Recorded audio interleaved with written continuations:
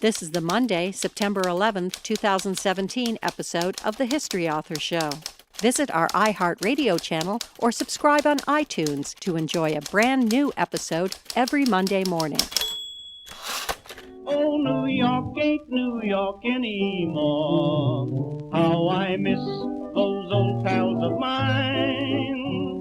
The sawdust is gone from the floor where we harmonize sweet Adeline.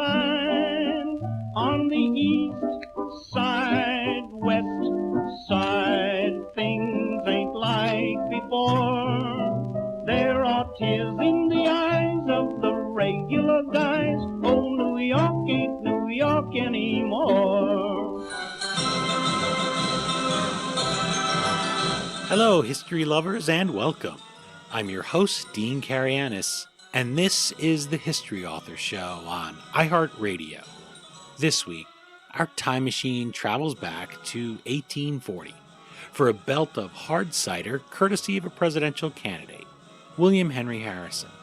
A hero of the Battle of Tippecanoe in the War of 1812, he earned the nickname Old Tippecanoe and served in a variety of public offices before winning the Whig nomination and making a bid for the presidency with Virginia Democrat John Tyler, due to having the unfortunate distinction of the shortest presidency in American history.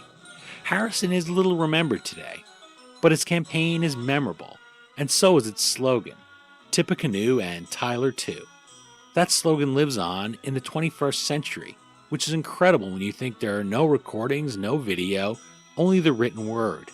Today, we expect the atmosphere of a Coney Island summer to surround our campaigns. We demand style and charisma from our candidates. We want somebody exciting. We even poll on which candidates voters would prefer to sit down and share a beer with. 1840 is where that all began. The big money, the wild rallies, the self-promotion, and yes, even the booze.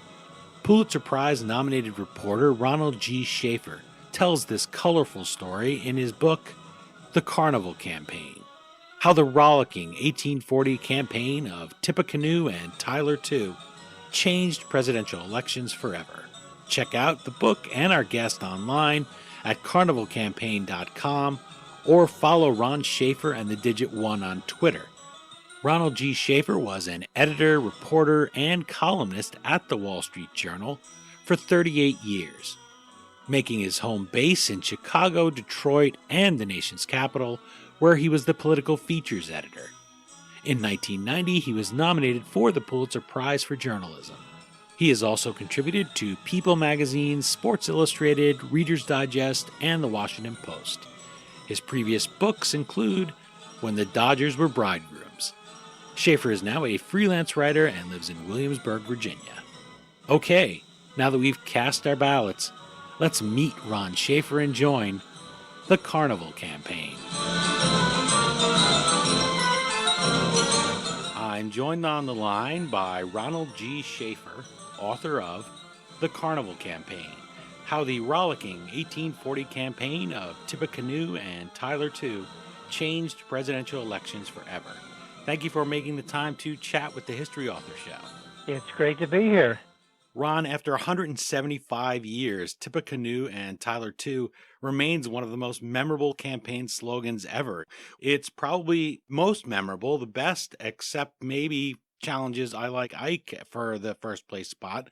You quote Whig Philip Hone saying of the slogan, "There was rhyme but no reason to it." How is the strategy of deploying a slogan part of this revolution you describe in the Carnival Campaign? This was pretty typical of what happened during the campaign. A lot of things just happened. Nobody planned it. In this case, the Whigs had their first big rally in Columbus, Ohio on George Washington's birthday in 1840. And one of the features of the big parade was this big rolling ball, about 10 feet high, with slogans on it that could be rolled from town to town. This was the start of the phrase, "keep the ball rolling." In this big crowd was this young jeweler from the nearby town of Zanesville, and he got so excited by this big ball that he went home and he wrote a song for his Tippecanoe Glee Club, which they had all over the country. The chorus of the song was Tippecanoe and Tyler Too. It was really about this big ball, but the chorus is what really caught on and became, I think, the most famous slogan in history. I mean, I like Ike is fine, but I think Tippecanoe and Tyler Too is just rolls off the tongue. And the reason that Hone said that it had rhyme but no reason was that it turned out that Tyler really wasn't a Whig, and that he really was not going to follow the policies of the Whig if he ever became president. So those are the two definitions of that slogan.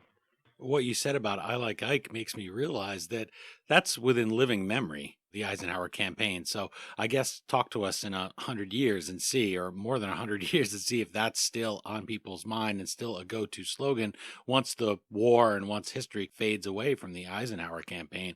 That's one that we know because our grandparents knew it and we still see him. We have video of him, but this is from an era well before all of that, and yet it still sticks in our mind as this watershed campaign. By 1840, America has had about 10 contested presidential elections behind it, starting with that knockdown drag-out between Adams and Jefferson in 1800.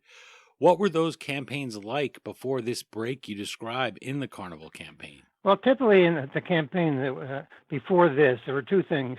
First of all, the candidates didn't campaign. This was considered to be totally improper and very arrogant to go out and brag about yourself. So they basically stayed home and they answered letters from voters about various issues. And when it came to a meeting about candidates during the campaign, usually these were small meetings in communities around the country at the local community house. For the most part, there were no big parades, nothing like we have later come to see. What made you want to write about 1840? Well, I was the political features editor in Washington, and people always said, well, the first modern campaign was the 1840 campaign. I said, oh, yeah, why? Well, I'm not really sure. So when I retired, I started looking it up, and I'd seen that the last book written was like 50 years ago, and it was kind of an academic book. So I said, this could be kind of, and of course I moved to Williamsburg, and I went to Berkeley Plantation, and when I did the book, I got a private tour of John Tyler's retirement house at Sherwood Forest by his great-grandson. His grandson still owns the house. Yeah. It was sort of the combination of my political background and moving to Williamsburg that kind of finally got me to finally do it. Two of his grandsons are alive still, Tyler's. Yeah. People always find fascinating. Definitely. The fellow who owns the one here is in his 80s, and he's moved into Richmond. But still amazing. I mean, Tyler was born in 1790. Yeah, amazing. He got around. He had 15 children. Yeah. So, and that's another interesting part of the book that I didn't know about. Tyler married this woman 30 years younger than him and had 7 more kids. You mentioned about the slogan just happening and a lot of these things just happening. And it makes me think of today where we have so many consultants and strategists, which is a favorite chyron on cable news. It could be somebody who was an intern getting coffee, and in order to give them a little bit of gravitas and some kind of resume to put them on TV, they'll call them a strategist. And yet in this campaign, not only is it combined with being a backlash to the Jackson years, you had 2 terms of Jackson, then his vice president, Martin Van Buren, gets in. Also, there was this economic depression, this panic. And so everything fits in there. Everything builds like that ball rolling downhill and just gets bigger and bigger when you're pitting Martin Van Buren against this governor and war hero from what I guess people would think of as a better time. War of 1812 was not a great war for the United States in the actual fighting, but the spin afterwards was excellent. So I think people started thinking of him. He was a big hero in that war. As you say in the Carnival Campaign, bigger than Jackson in that war. Van Buren was the political animal, though, from his earliest days in New York State, whereas Harrison, he's out of public life. He's the oldest man to seek the presidency until Ronald Reagan. So how did it come to be that the Harrison-Tyler ticket is the one to make all these innovations, and this policy wonk, this guy who's a political seasoned strategist, Van Buren, really has no answer for it? Again, it just kind of happened. The Harrison, as you said, was the oldest man ever nominated for president. He was 67 years old at the time. After the Panic of 1837, in which Van Buren was a small government man, so he did not believe in any federal help for the people. And in fact, he said they should just go about their business and take care of themselves, which did not go over well with a lot of the public. So the Whigs decided that they would nominate a war hero. They eventually picked Harrison, who was back in Ohio. He was not at their convention because, again, this was not considered to be proper. Although he did want the job, you sort of had to pretend you weren't running for president in those days. Mm-hmm. So he got the nomination, and so their plan was to make him like Andrew Jackson. They would run him as a hero of the War of 1812. But then once again, something happened. Less than a week after the convention, an opposition newspaper ran an article saying that Harrison was this senile old man, and if you gave him a pension and some hard cider, he'd be content to just go stay in his log cabin. So the Whigs didn't know what to do.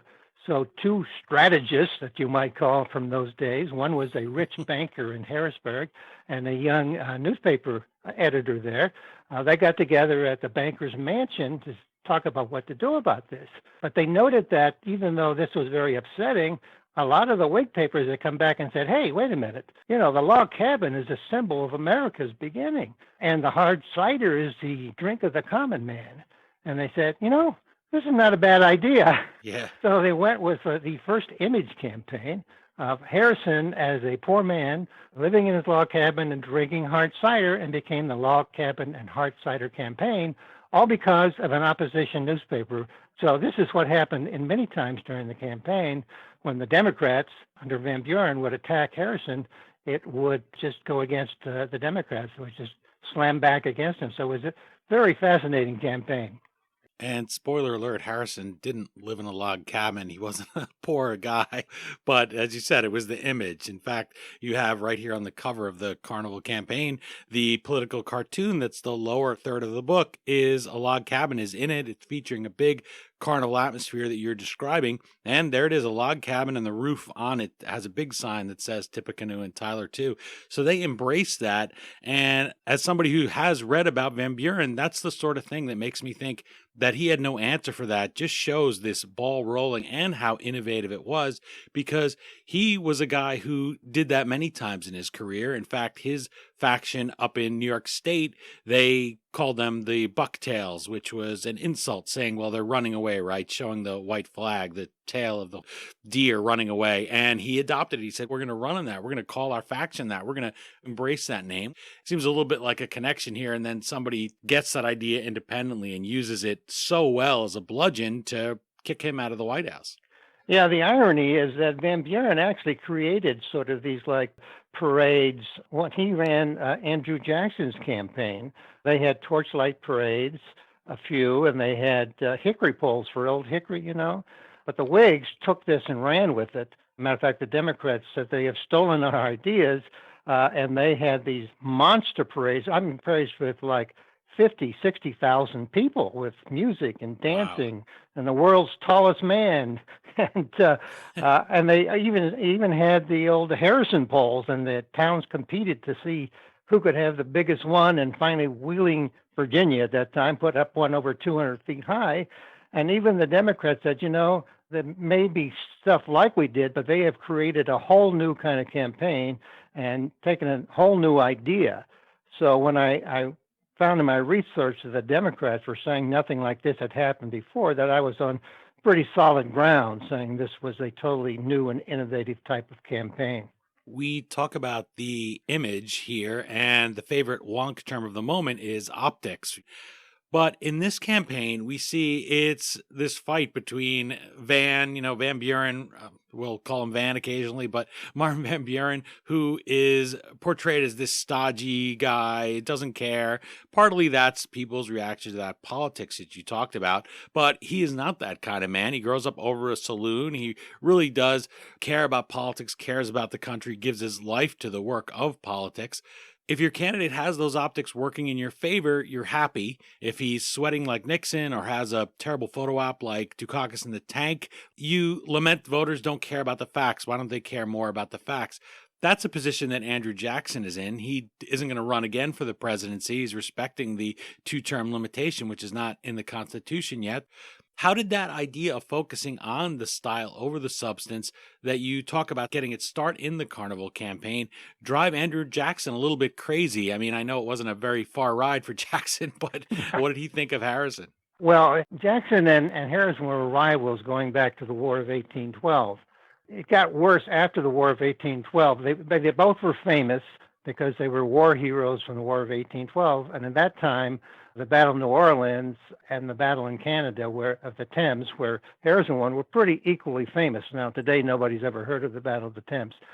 So they both got into politics. And of course, that's what you do, right?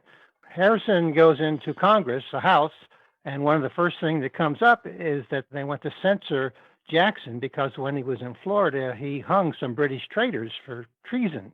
And they end up not doing it, but Harrison votes for one of the cases. And Jackson, as you know, was not a type to forgive or forget. He was a man who had killed people in duels.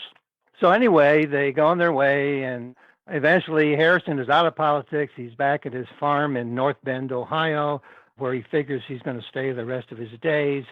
Jackson, of course, becomes president of the United States. This happens just when Harrison did finally get back into the U.S. Senate. But he really was trying to get a job as the ambassador to Colombia, which paid a lot of money. And he finally got it. And it took him almost a year to get there. And he was there 4 days, and Jackson comes into office. And what does he do? First thing, he fires Harrison.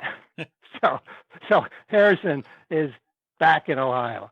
Then during the campaign, Jackson says he never admired Harrison as a military man. He hates these big campaigns of what he calls, they all had raccoons in these log cabins on wheels. He called it a parade of coons and big balls. And he actually went out and campaigned, even though he never campaigned for himself because he considered that really improper. He went out and campaigned against Harrison in Tennessee. He was even kissing babies, if you can imagine. Although it didn't work, Harrison won Tennessee in the end. They were never friends. It's also worth pointing out here about Harrison that Harrison came from that aristocrat background, certainly compared to Jackson, who grows up an orphan and has that really tough, hard scrabble life, wears that scar on his face from where the British soldier slashes him for refusing to polish his boots when he's about 15. Harrison's father, wasn't it, that signed the Declaration of Independence? So that's another source, not only of the animosity with Jackson, but also of people looking at him and saying, hey, we know that name, we know that family, and so let's give this guy a chance. Yeah, that was another irony of this campaign, what we call in the trade a delicious irony. With Van Buren also, as you mentioned, Van Buren grew up this common man of this Dutch immigrant family. Harrison, who was running as the poor man living in a log cabin, actually grew up on a plantation in Virginia, the Berkeley Plantation. His father, Benjamin Harrison V, was a signer of the Declaration of Independence. When Harrison was growing up, people come over for dinner like Thomas Jefferson and George Washington and James Madison. He goes to college at a time few could go to college. He did have to find work when his father died when he was 18 years old, but he had these great job references. The founding fathers of the country were his references. He joined the Army with the Officers' Commission from President George Washington. He was named the governor of the Indiana Territory, a huge job. And then John Adams lost to Thomas Jefferson, but Jefferson was another old family friend. So he made the Louisiana Purchase and added all that to Harrison's territory. And then in the War of 1812, Madison, another old friend, appoints him a general. So it goes on and on and on, so that finally, even though he's running as this poor man, he lives as this mansion in Ohio. People don't mind. They just want to change. The facts didn't matter. The Whigs promised to make America great again. They called it Harrison and Reform. It wasn't quite as catchy, but it worked really well. And there's Jackson sitting around in the War of 1812 as it's raging, just dying to get into the fight, sort of like George Patton. If people have seen the movie in World War II, he's saying it's the greatest fight. And I'm sitting on the sideline watching it. It's because of a similar problem about them that people above them knew that they were what we call loose cannons. So that was the thing about both of them. It's funny to think of Jackson there, who wasn't used to being put on a shelf throughout this whole thing, both in the War of 1812, but then in this 1840 Carnival Campaign, sitting there watching this guy who he has no respect for, who annoys him. Nobody as great as he, Jackson, is, and yet people are rolling giant balls in town and putting up polls, and he is so frustrated by it that he goes in campaigns. There's so much energy to it. It's not like that 1800 campaign I mentioned where you see these two men that we want to admire, Jefferson and Adams. We want to kind of fast forward to when they're older men and they have that reconciliation. Right. This campaign there's so much fun stuff in the book that you get that feeling of this is not just your usual stodgy campaign. You write in the Carnival Campaign one of these lines that did make me chuckle, quote, "Journalists covering the event were at a loss for words to tell readers what they had witnessed," unquote. How does this bewilderment, that sense of awe and shock and surprise, alter how those journalists of the 1840 Carnival Campaign cover this race as opposed to previous races for the White House when there was all that letter writing and there wasn't all these spontaneous events? Yeah, it was a real challenge at first, and it was amazing in reading the accounts of some of these gigantic parades that the reporters stated flat out that I don't know how to describe this, But fortunately for me, they did go on to describe these big parades in great detail. Usually there were a bunch of log cabins on wheels. I mean, sometimes these would be so big they'd have 50 men in them, 5 or 6 horses pulling them. And they'd have live eagles on posts going through town. And of course, the big ball that we talked about. Of course, the other thing was the Whigs were very smart. They provided lots of free hard cider so that the crowd usually was in a pretty good mood by the time the parade got going, Yeah. To me, one of the most amazing things I didn't know going in was this was the first campaign involving women. They couldn't vote, of course, but also traditionally it was considered unladylike to even be involved, be anywhere near any of these campaigns. But the Whigs recruited them to come to these parades, and they waved handkerchiefs from the side. In fact, the Whigs even handed out some of the handkerchiefs so they would do it. There weren't TV cameras in those days, but there were reporters, as we mentioned, and this was something they were sure to mention in their articles as the campaign went on. And women became more and more involved. Some of them even gave speeches. This was totally shocking to everybody at the time, especially in Baltimore, where one woman, she didn't wave a handkerchief. She waved a red petticoat out of a window. So this was a lot for reporters to cover. But as a former reporter, I can tell you that this is the kind of stuff you love. Yeah, it's more exciting than just going and covering the usual speech and the thing that's put out and the candidate that never does anything new. Because when you're following them from town to town, especially in those days where the pool was nothing like today, wasn't as much as everybody complains. If you've ever gone and been put on, which I know you have, but the listeners, go put on there, listen to them give the same speech. Often the candidates are boring. They've given it a million times. They're not going to talk to you afterwards. There's that separation. But here you didn't know what you were going to find. And then to see women on the stump, American women would have to wait 80 years, as you said, to get that right to vote. And yet some of the people that you have showing up in the book, cameos, are Susan B. Anthony and Victoria Woodhull. So this is not just women who, I assume this woman is nameless, who is waving her petticoat out the window, forgotten to history except for her bold statement in support of the general.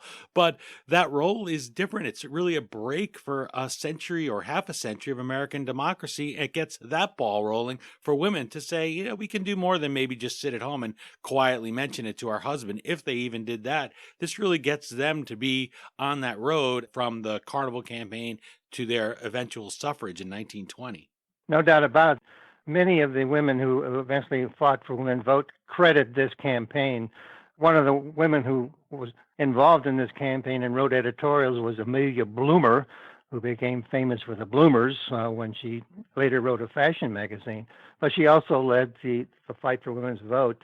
And they were very strong about this. One of my favorite quotes from the book was a woman in Springfield, Illinois, at a rally, and the horses stampeded and threatened. It was pretty dangerous. And she cried out, if any are to be killed, let it be the ladies, for they can't vote. Wow. So they felt pretty strongly about this. Wow.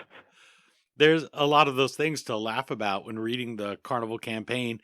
Look at the cover of the book if you think you might want to get it, and look at that cartoon there with all the things you're describing in it.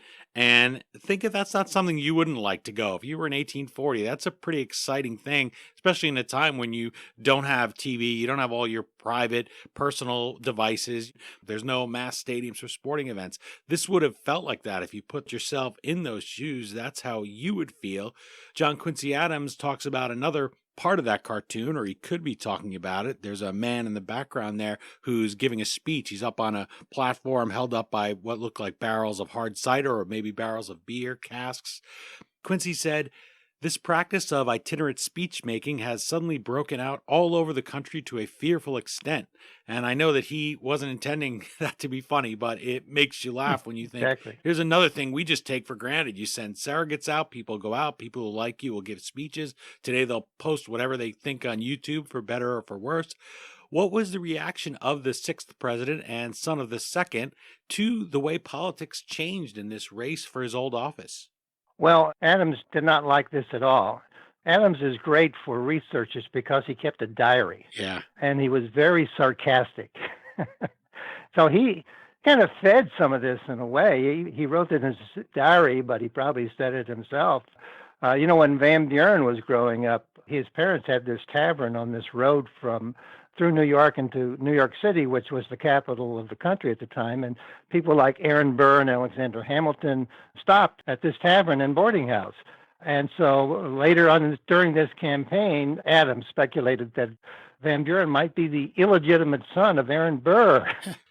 So, there's no evidence to even suggest that, but it would make a great opposition ad, I guess. Which would have been a big insult at the time because Burr was synonymous. Well, exactly at that time, but we all know what happened to Burr by that time, Yeah. even before the musical Hamilton. Yeah. But Harrison had his surrogate speakers were people like Abraham Lincoln. I mean, you can't imagine. But probably the biggest change forever in this campaign was the first time a presidential candidate ever spoke. It was the result of this letter writing.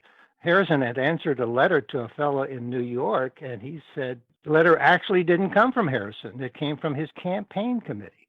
And the Democrats said this was just shocking, that they didn't even trust the old guy to answer his own mail. And they said they kept him in an iron cage, and they called him General Mum. Harrison was a very proud man, and he couldn't stand this. So he got an invitation to go up to speak near Toledo at Fort Meigs, one of his old 1812 war sites, and he accepted.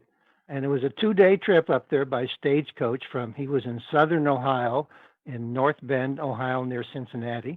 And so he stopped halfway in Columbus, Ohio. On the morning of June 6, 1840, he was leaving the hotel, and there's a bunch of people standing outside. So without really planning to, he launched into what became the first presidential campaign speech in history.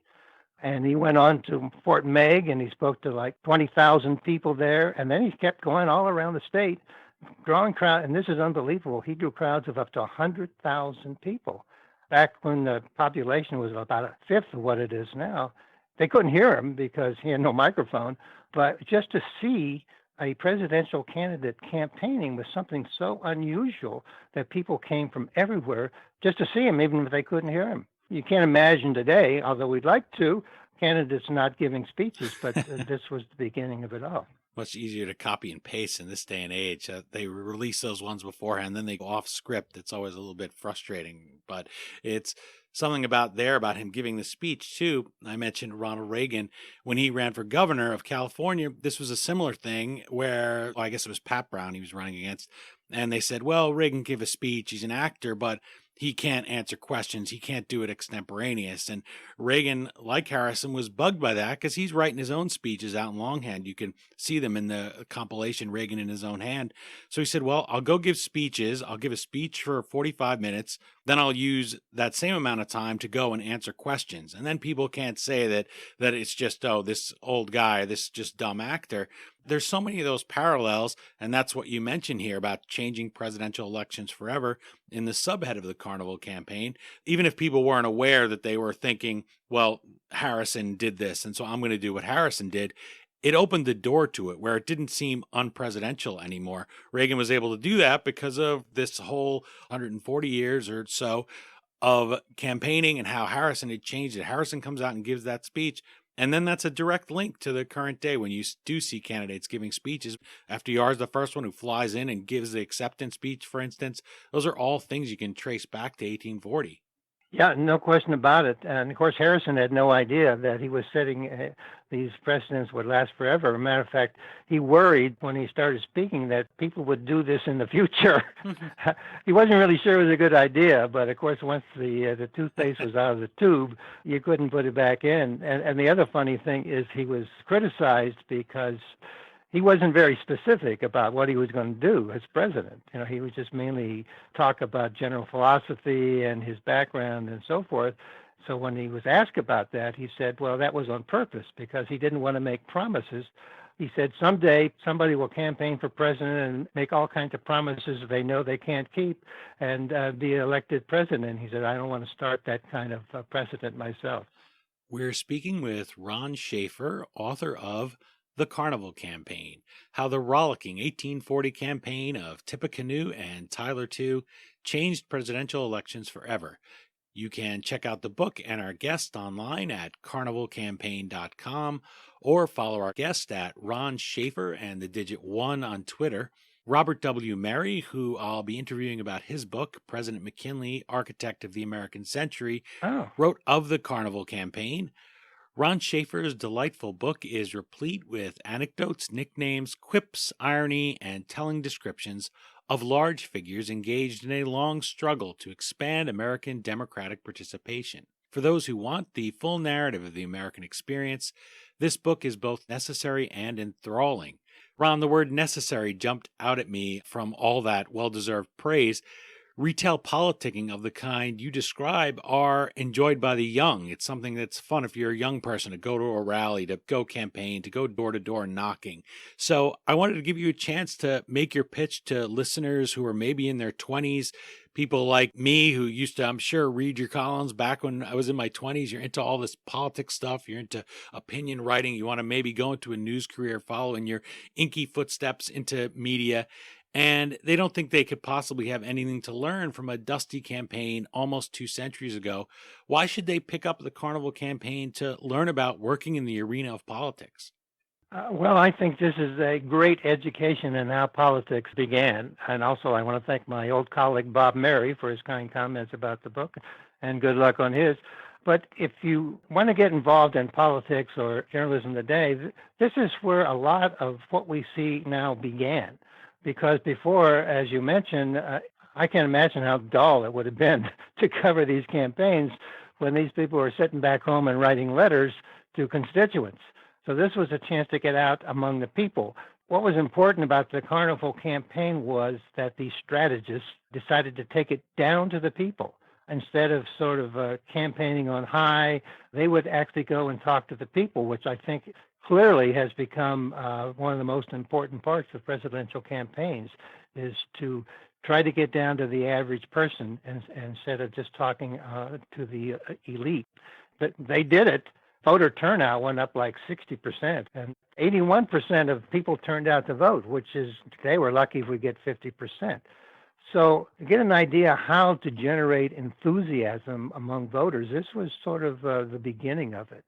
And for the press, it was a change in how they covered campaign. The newspapers were very important back then because up until that point, they pretty much carried the campaigns for their respective candidates. Newspapers were all very partisan, so that they had one candidate or another they supported. And if you want to talk about fake news, they were loaded with attacks, a lot of it made up about the opponents. For example, the Democratic newspaper, The Globe, which had started by Andrew Jackson as a sort of his personal newspaper when he was president, they claimed that Harrison had fathered illegitimate children with Indian women. It never happened, but they just totally made it up and printed in their papers. Since candidates did not run themselves and make these kind of charges, it was left up to these newspapers to make the charges, and actually the candidates behind the scenes kind of instructed them what to do in some cases. But to really get a feel for the start of a modern campaign, that was done in a very fun way. I mean, that's probably one difference from now. It was a lot more fun then. And also on how journalists had to cover a campaign. This is sort of like presidential politics 101. So, and as I say, it's a lot of fun. So I think there's a good reason to read it, but also because you'll enjoy it. It is an enjoyable read as well as interesting if you're a person like us who loves this kind of stuff. And if you're somebody who likes to really pay attention to campaigns, dig into the mechanics, but also just a fun aspect of it. And to realize, I think for the people we're talking about running campaigns is you see campaigns often if you analyze them. And if you talk to any of the people who've run presidential campaigns, as you have, and I've been fortunate too to talk to some of them, and there are always those moments where you see a campaign trying something that's just not hitting the right mark. And I learned that and saw that very much in the Carnival campaign. For instance, to get away from America, to go to Canada, when Stephen Harper, who just lost election there, he was prime minister for 10 years. But the initial campaign they ran against him, they just started calling him a Nazi. And, that was their big thing, was big negative campaign and making him look very sinister. And everybody in Canada just thought it was a hoot, because if you look at Stephen Harper, he looks like, maybe the new dentist in town, maybe the assistant accountant. We all know the experience, warning a friend saying, you're dating this person and they're really not good for you. They're not a nice person. And they say, oh, you're crazy. They're enamored with it. When a man loves a woman, that famous old song, if she's bad, he can't see it, or turn his back on his best friend if he put her down. And it's that kind of thing here in this campaign, where you see them trying to say facts like, hey, wait a minute, Harrison, he lives in a beautiful house. I can't show you a picture of it because we don't have photography really much yet. Yet that doesn't matter to the voters. People shrug and not pay attention to those things because they're looking at that bigger picture. And so attacks like that are fake, people have already have it baked in their mind that Harrison's a man of honor. He's a hero. We don't want to hear these things about him and Indian women. So even if that's true, people will dismiss it often and they'll just focus on their candidate. And as frustrating as that will be for you, if you're trying to break the story as a journalist or if you're an opposition campaign, you really learn about that here in the Carnival campaign. You see some great old examples that remind you that maybe with everything stripped away that we have today, all the ads, all the negative ads, all the punishing things, I think this is a great education as well as enjoyable about the human element that's at the center of all campaigns and what really matters. And that helps you be objective when you're trying to maybe plan a campaign and you're in the heat of it. No question about it. And I think, of course, the overriding irony of this whole campaign and in this book was that many of the things that the Harrison campaign created and made very successful were reactions to attacks by the Democrats. The whole log cabin thing was the result of some Democrat saying he was an old, senile old granny who lived in a log cabin. So they went with the campaign. Becoming the first candidate to give speeches was a reaction to an attack on him for not responding to questions. So maybe one of the lessons is to be careful about how you attack, because it could come back to bite you. Well, like Adlai Stevenson in 1952, he was running for the presidency and he had that stodgy intellectual image, certainly compared to Eisenhower, as this farm boy from Kansas, what he was very proud of. And he crosses his legs in that one interview and the journalist sees that he has a hole in the bottom of his shoes. He's worn it so much. And he says to him, well, Mr. Stevenson, I won't write that. And he says, no, please tell everybody about it. And if you go on eBay, you'll see little shoe pins. They have little pewter pin that people would wear and it has the hole in the shoe. And it was the idea that, that broke that image for him. And he could have given a million speeches and it would not have had the same result. It brought him down to the voters' level. People couldn't say, well, here's a guy who has this long family history in politics and is just stodgy and not approachable because, look, he has a hole in his shoe just like anyone else.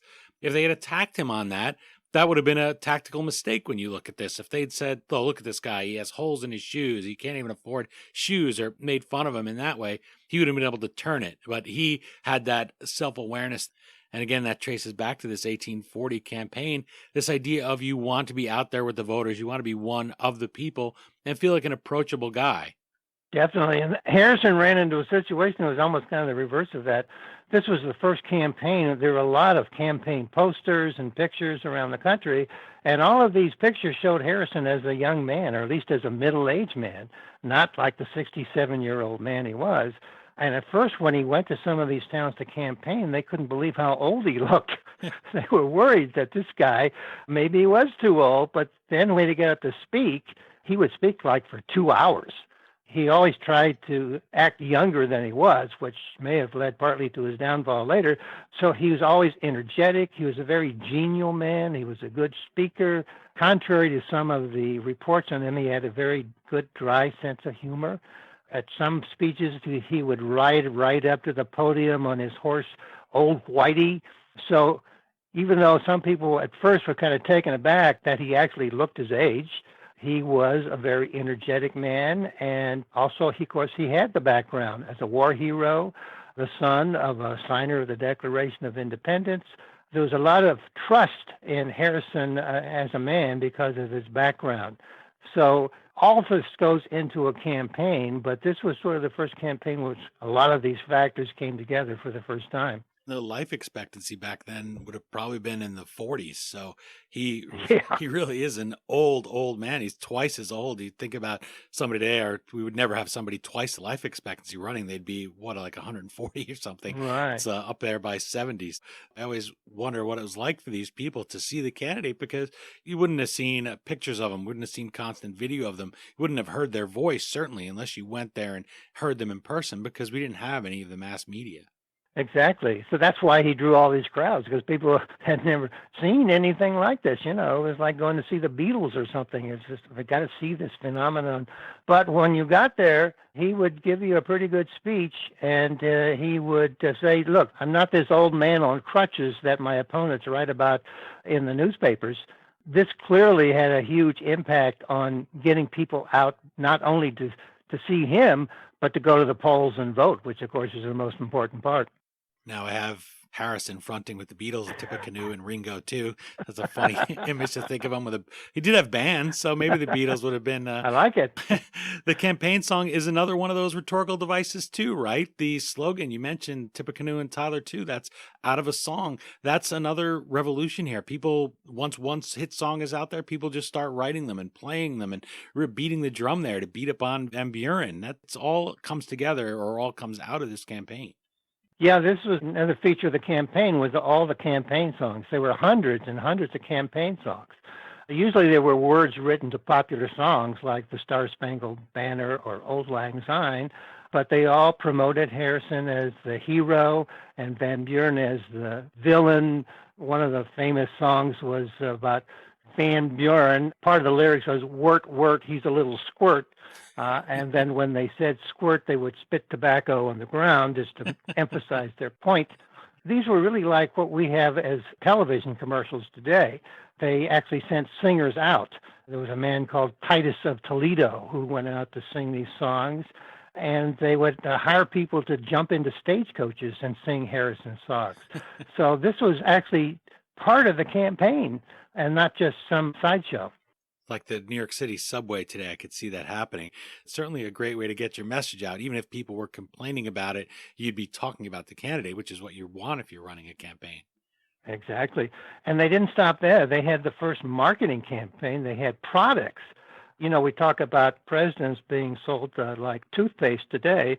They really had a Tippecanoe shaving cream. They had log cabin plates, and they had Harrison snuff boxes with his picture on it, and water pitchers, all kinds of products that promoted the Harrison campaign sitting right in your dinner table. You had this plate that said the log cabin campaign, right? Every night these are actually dinner plates. They were not souvenir plates. So they were ahead in so many different ways, and marketing was another one. And when you look on eBay, you try to find things from campaigns. If you're somebody who's interested in historical articles, maybe you go to an antique store. This is when they really start to pop up. If you look them up, you find so many things there. And most of the things from any campaign before are just commemorative things, usually made in the 60s or so. But they have things like those handkerchiefs. People have kept those as mementos for all these years, handed them down to succeeding generations. There's so much stuff that they pumped out there that it brings me to chapter 21 of the Carnival Campaign.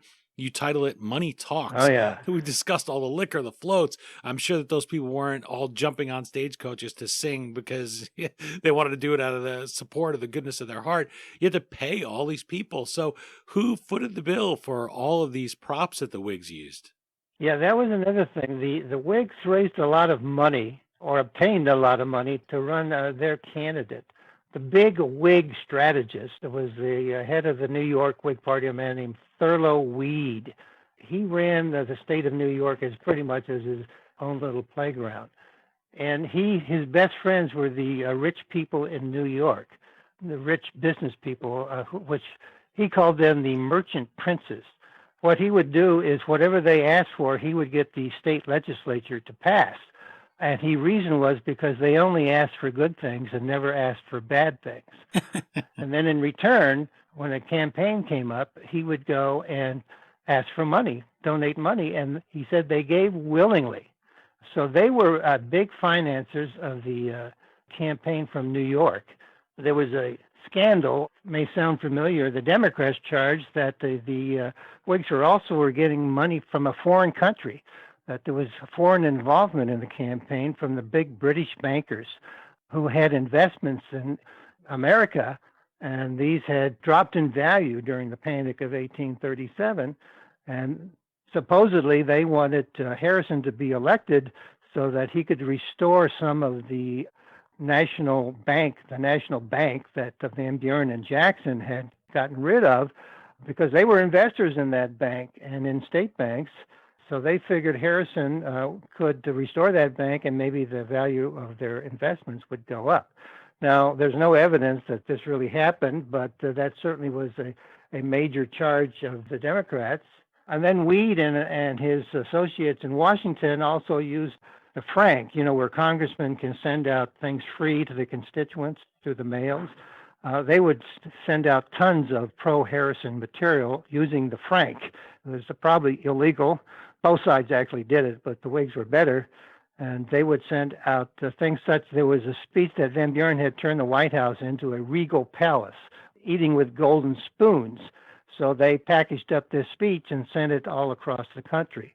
So there was plenty of money, mainly on the Whig side during this campaign, and the Democrats, of course, charged that the Whigs were trying to buy the election. Yeah, we never hear that, like you said, anymore, right? No.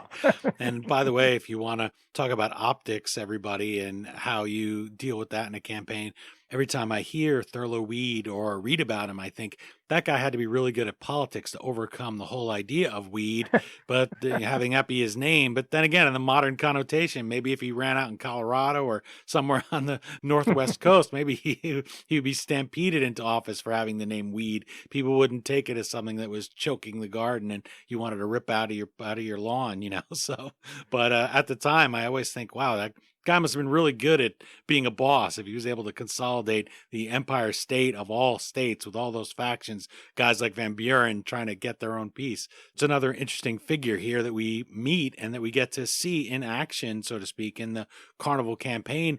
You have many titans in there, cameos by people we know by just one name. You mentioned Lincoln, but also Dickens, Poe, Whitman, Daniel Webster, the great orator, he's in there, and he helps craft Harrison's image and helps him into the White House. You describe him editing, which I thought was a great moment, Harrison's inaugural address, and he says, I've been busy out killing Romans, because he said he keep putting them in his speech, right? Harrison loved to talk about ancient Rome, and Daniel Webster's trying to help him whittle it down. What role did Webster play there? And that inaugural address, you hinted at it earlier, what of all of this campaign, what of all this carnival atmosphere, what of all this breaking the rules and the insults that Harrison took to heart impacted his ultimate catching that cold and passing away after a month? Well, Webster was one of the surrogate speakers for Harrison. Harrison was, of course, campaigning as this plain man living in a log cabin, and Webster was a pretty wealthy, fancy dresser, wearing, these silk suits and everything. But during the campaign, he wore like this farmer hat and these old clothes, And he talked about how his father had been born in a log cabin, and every year he takes his children to this log cabin to pay respects to his father. There wasn't a dry eye in the house when he got done. But this was nothing like what he really was. But he became an important part of the campaign. And in fact, when Harrison was elected, he made Webster his Secretary of State. But finally, of course, Harrison does win the election.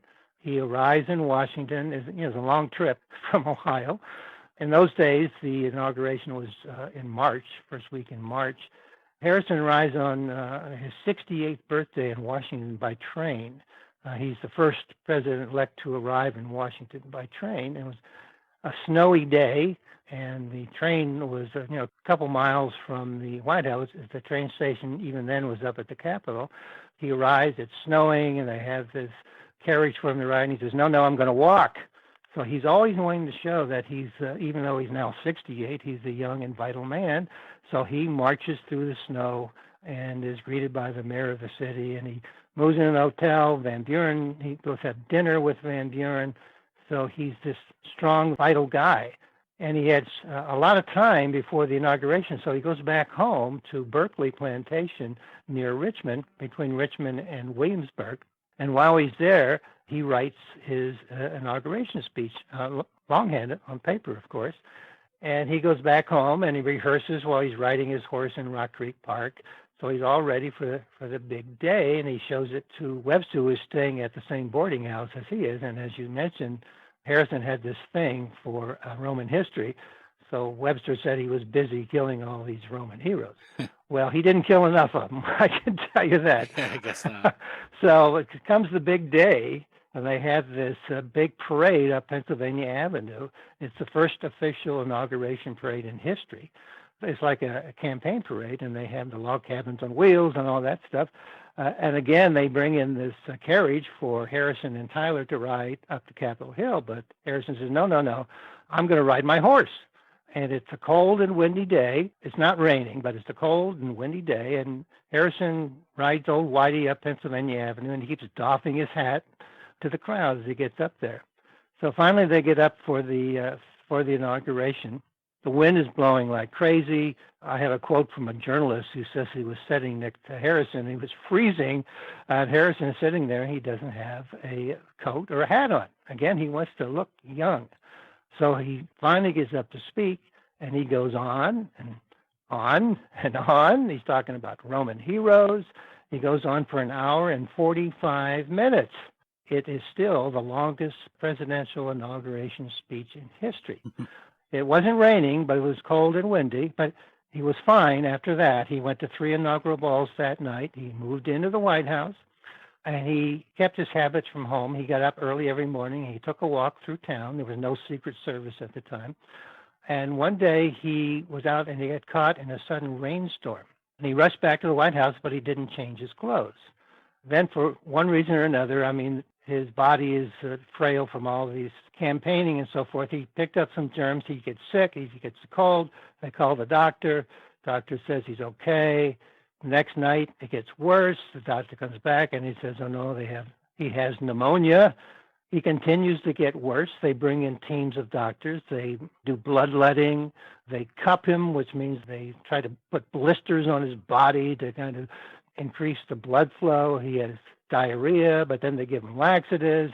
They give him an old Indian remedy involving snakeweed. They pretty much beat up his old body till finally he dies on April 4th, just 1 month after taking office. He is the first president to die in office. So the myth is that he gave the longest presidential inaugural speech in history in the rain and caught a cold and died. It's a little more complicated than that, but in the end, he did become the first president to die in office, and nobody knew what to do. And gosh, Andrew Jackson was happy.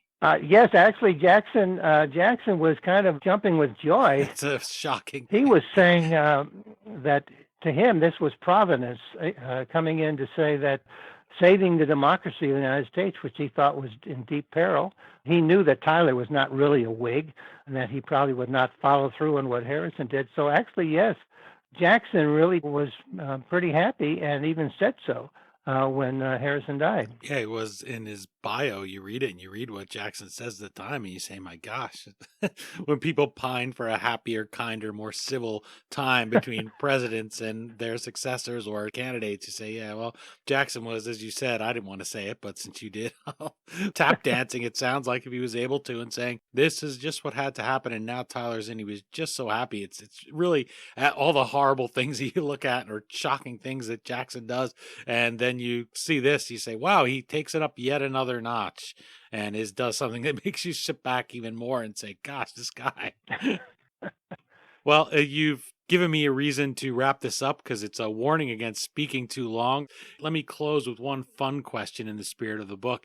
And that is, since you didn't have video, since you didn't have audio when you were researching the Carnival campaign, if you could hop in our time machine and travel back to any one of these outrageous cider rolling campaign events or speeches, which one would you choose? And what would you hope to experience that you simply couldn't through the written word and diaries?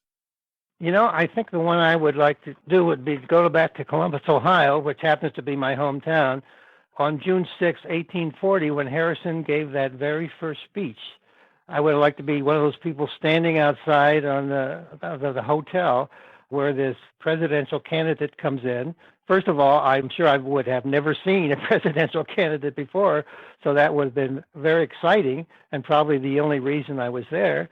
But then he starts giving a speech, and I thought, oh my gosh, this has never happened before. He's actually talking about running for president.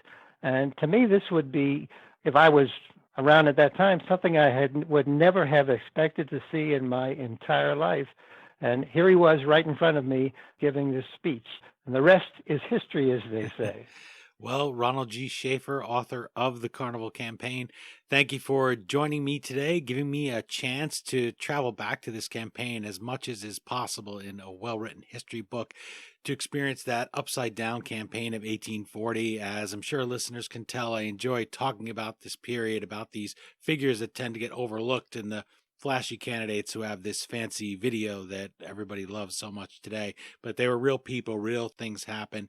I hope people will pick up the book and get to know Harrison as more than a 30-day president, more than just a Trivial Pursuit answer, he and Tyler as the first accidental replacement president. It's a fun read. Anybody who wonders how we got to our modern battles for the White House will do really well. We'll get a lot of benefit here out of reading the Carnival Campaign, and it's just plain fun. So all the best of luck with the book. Well, thank you very much, and thanks for having me. And I'll just close with one word: huzzah! Huzzah indeed.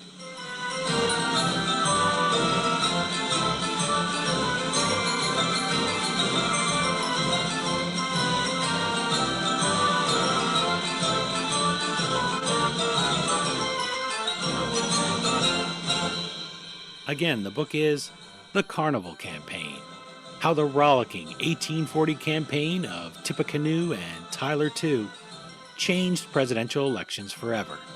As always, you can find the Amazon link to purchase your copy at historyauthor.com. And we hope you will click through there, or even navigate through the Amazon banner on our homepage the next time you purchase anything from Amazon. You go to historyauthor.com, we take it Amazon, and Amazon.com gives us a small portion of every dollar you spend at no additional charge in your shopping cart. For just those few extra taps of your finger, you can help keep the flux capacitor on the old time machine humming like usual. My thanks to Ron Shafer for joining us and for helping us catch the excitement from William Henry Harrison's rollicking charge to the White House. Remember to visit carnivalcampaign.com and follow Ron Shafer and the Digit 1 on Twitter. And while you're online, check us out at History Dean on Twitter, or drop us a like at facebook.com/historyauthor. I also have to thank Feather S. Foster for pointing Ron Shafer my way. Dig into our archives to hear my chat about Feather's book, Mary Lincoln's Flannel Pajamas, and other stories of the First Lady's Closet. That's it for this installment of the History Author Show. I hope you'll join us for next Monday's all-new interview right here on iHeartRadio. And if you're an iTunes subscriber, please take a minute to leave us a review. Well, until our next trip into the past together, Thanks so much for time traveling with us today, and have a great week. We still call it Broadway, but what's in a name? Take it from Georgie, it isn't the same. On the east side, west side, things ain't like before. There are tears in the eyes of the regular guys. Oh, New York ain't New York anymore. Huzzah!